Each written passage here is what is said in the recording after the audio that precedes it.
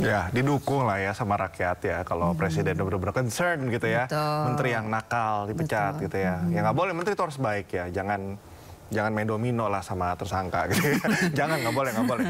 Main lain-lain aja mudah-mudahan ya. nggak Main ada. lain atau main sosmed aja Pak, supaya melihat, memantau apa yang terjadi saat ini begitu ya. Ya belajar lah ya main sosmed Pak. Pak main sosmed ya Pak, seru tau. Oke, kita ke informasi selanjutnya. Pemirsa, ini jadi sorotan nih masyarakat ya. Selama 1 tahun pemerintahan Prabowo dan Gibran, di mana kenaikan PPN 12% menjadi salah satu isu yang tentunya disoroti sepanjang 1 tahun pemerintahan Prabowo Gibran. Ya, pemerintah akhirnya memutuskan kenaikan PPN 12% tidak berlaku untuk sejumlah sektor vital.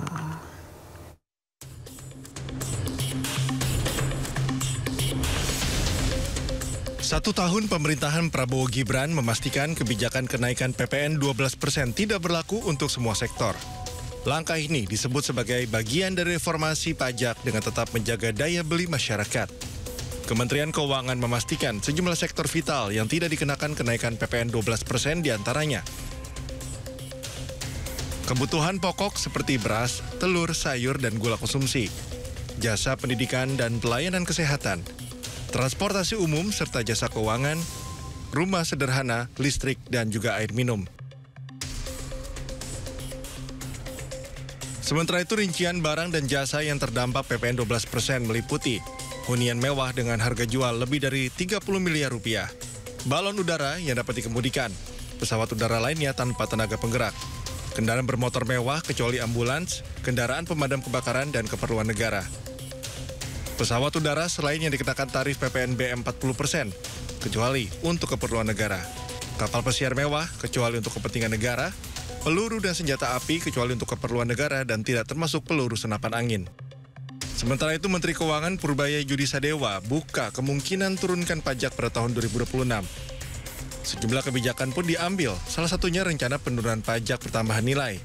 Namun untuk menurunkan PPN ada sejumlah syarat yang harus dipenuhi, salah satunya dengan melihat setoran pajak hingga akhir tahun. Rencana mengurangi PPN, kita baru naik ya dari 10 ke 11. Oh, tetap naik aja naik lah. Jadi gini, kita akan lihat seperti apa akhir tahun, ekonominya seperti apa, uang saya yang saya dapat itu seperti apa sampai akhir tahun. Saya sekarang belum terlalu clear. Nanti akan kita lihat, bisa nggak kita turunkan PPN. Itu untuk mendorong daya beli masyarakat nanti ke depan.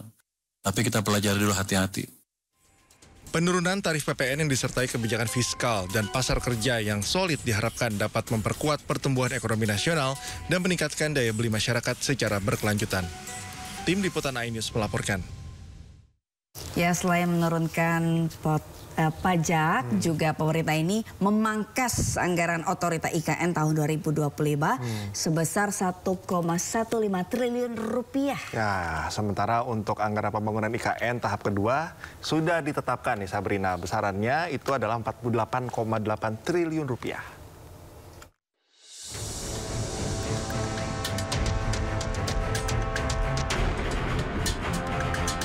Proyek Ibu Kota Negara Nusantara (IKN) diluncurkan dengan ambisi besar di era Presiden Jokowi.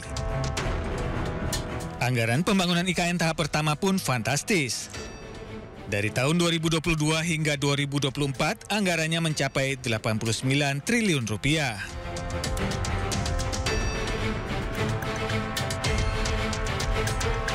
Namun, sejak Prabowo menjadi presiden, fokus dan besaran anggaran IKN menunjukkan perubahan.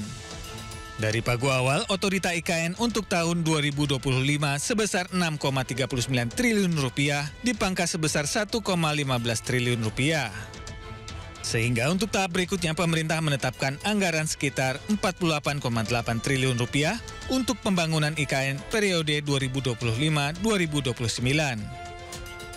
Prabowo juga mengeluarkan Peraturan Presiden Nomor 79 Tahun 2025 tentang IKN menjadi ibu kota politik pada tahun 2028.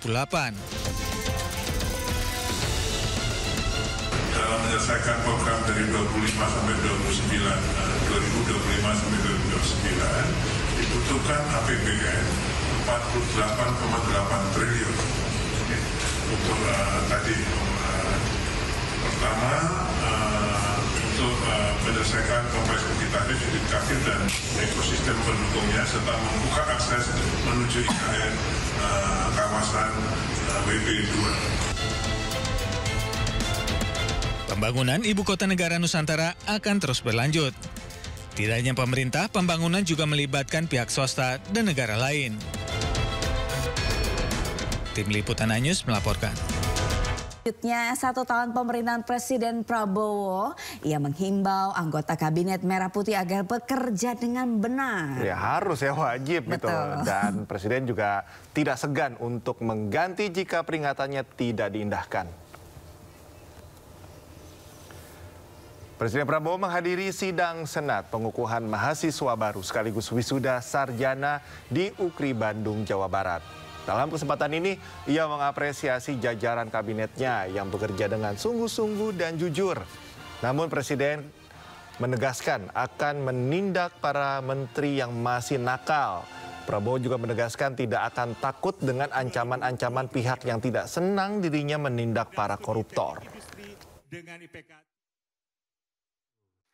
Boleh tanya menteri-menteri dan anak buah saya, kadang-kadang mereka minta, kami punya anggaran ini Pak, berapa kau butuh?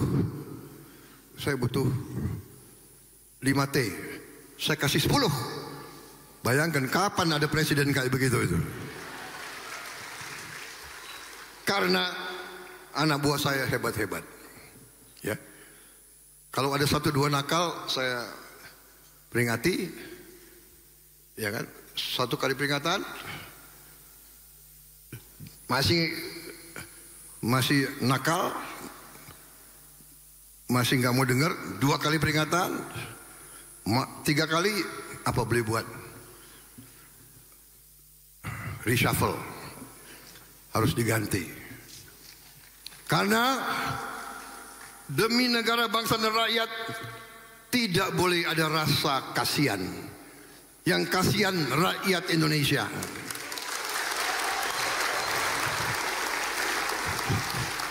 Saya nggak apa-apa dibenci, asal rakyat saya tidak benci saya.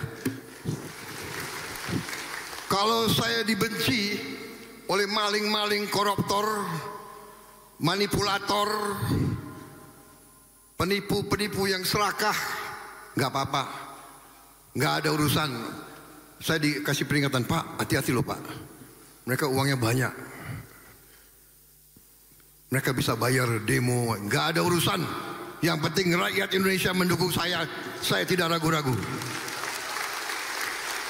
Saya tidak ragu-ragu, saya akan hadapi koruptor-koruptor dan maling-maling. Saya hadapi bersama saudara-saudara. Saya yakin rakyat Indonesia di belakang saya. Saya percaya itu.